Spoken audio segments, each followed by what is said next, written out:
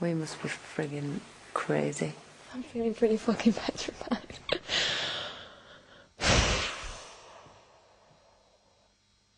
I can hear the tappings. Yeah, I'm hearing knocking.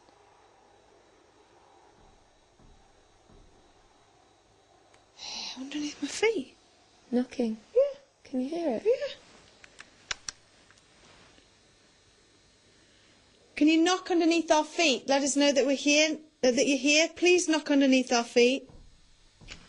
Yeah, I heard that. I heard that. Where's it coming from? It came from back down there. Are you sure? Yeah, it sounded like it was down there. Yeah.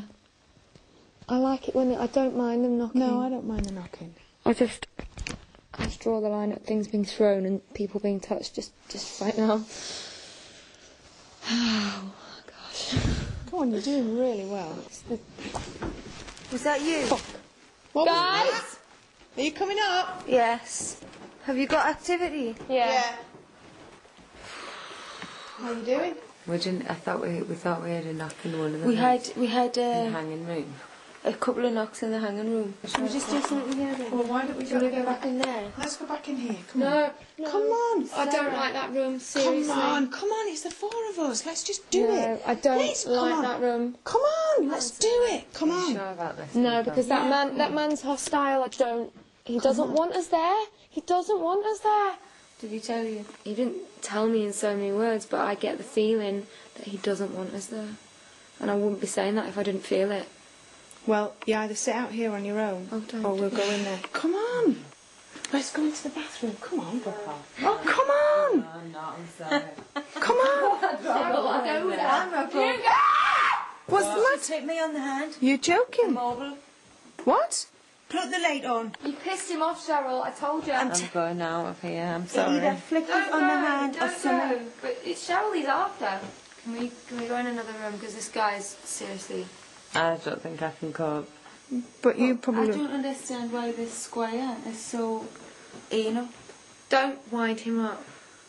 He doesn't want it. I just think he's not happy.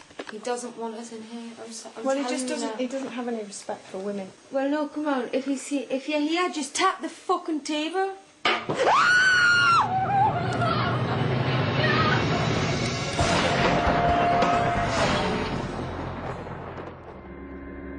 Renowned ghost hunter Yvette Fielding and pop princesses Girls Aloud are having a truly terrifying night in a haunted Welsh mansion, Plas Teig. They've just braved the dark walking the corridors alone, but their bravery quickly vanished when this happened. Let's go into the bathroom. Come on, Papa. Oh, come on. I'm not. I'm sorry. Come on. Go with camera, What's the matter? Take me on the hand. You're joking. You pissed him off, Cheryl. I told you. I'm going out of here. Well, no, come on. If you're here, just tap the fucking table.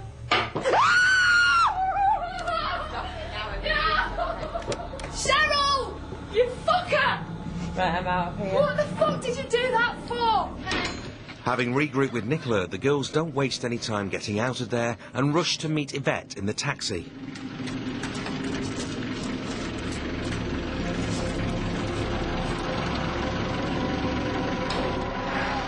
But there's plenty more in store for these ladies.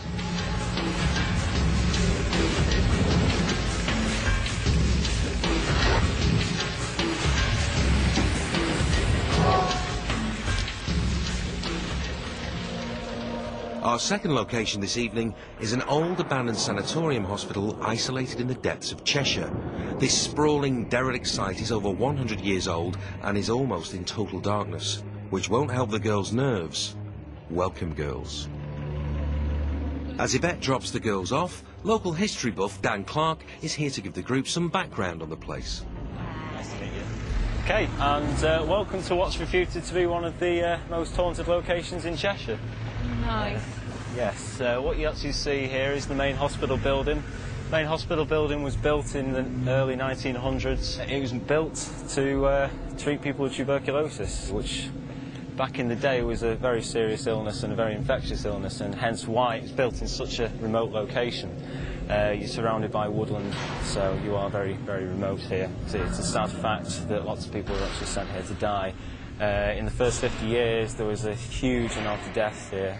One thing you must remember, there was no real cure for this, so what they had to do is they were left here in solitude and had to kind of just, you know, get fresh air treatment and stay away from society. It's a very sorrowful place. One such thing is that if you see this canopy area here, this is the only real exit out of the hospital for trolleys and beds.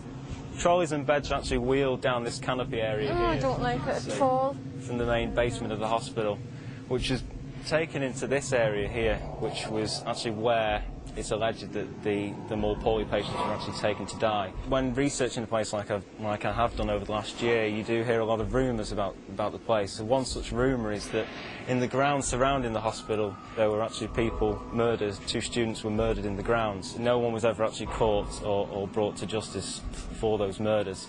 So the issue we have here is, you know, there was a murder on the loose, and it obviously caused turmoil and upset. When did this place become inactive? Became inactive about 15 years ago. Only 15 years ago? But it has stood still for 15 years with no one inside it. But if we head over here, I'm going to show you to another location which might interest you. I'm going to show you over to the mortuary. Even Kimberly, the most cynical of the group, is looking very apprehensive at the thought of braving this place in the dark. Right, OK, girls, and this is the point where I'll actually leave you now, at the mortuary. OK, so if you follow the footpath along, you'll be left in the careful hands of your vet.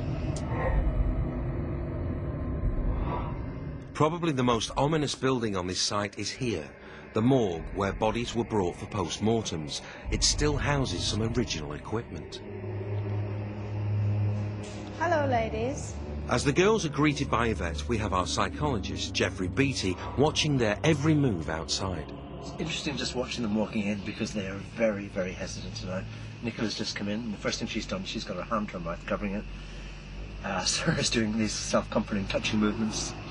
They are more anxious than they were in the previous house because they've had a major experience there, and Sarah's now absolutely convinced there's something in all of this. Prior to this séance, Yvette has been briefed by a medium about specific spirits apparently present in the morgue. Now she hopes to contact them.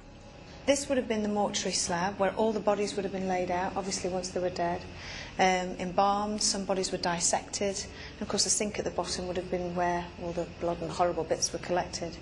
Nicola just keeps smoothing her clothes down, fixing her hair.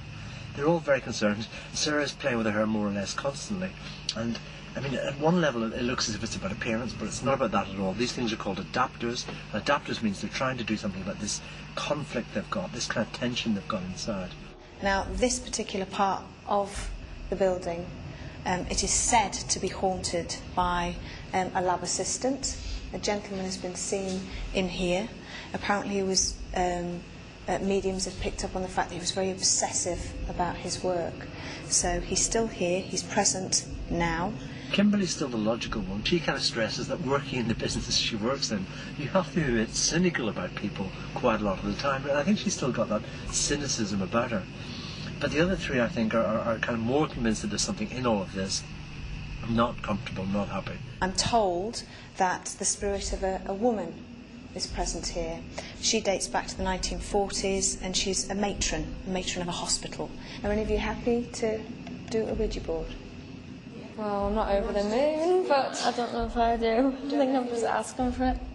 Basically, we'll just start off with, if you want to just put your hands on the table. I'll just watch. You can just put your hands there. Are you sure? Yeah, I'm sure. Nicola's nerves get the better of her again. She withdraws from the Ouija board and anxiously keeps watch at the back of the room.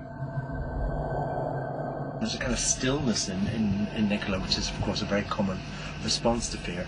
In this situation where your pupils dilate, you're absolutely still, you're taking it all in, you know that her heart's racing, she'll be very sensitive to any threat, stimulation in the environment, anything at all. She's kind of looking around more or less constantly. You know, if anything happens in there, she's going to be out of there immediately. You want to put your fingers on the glass. Tip of your fingers on there. The best thing to do is just really concentrate on the glass. If there is anybody here, please come and talk to us. Use this glass as a way of communication. Please push the glass to let us know that you're here in any direction. If there was a gentleman here who used to work here, who loved working here, please move the glass to let us know that you're around. Sarah, of course, went into the first house with this great mask on, saying she was up for anything. And she just confessed to me before she went into the mortuary that, of course, the mask had started to slip.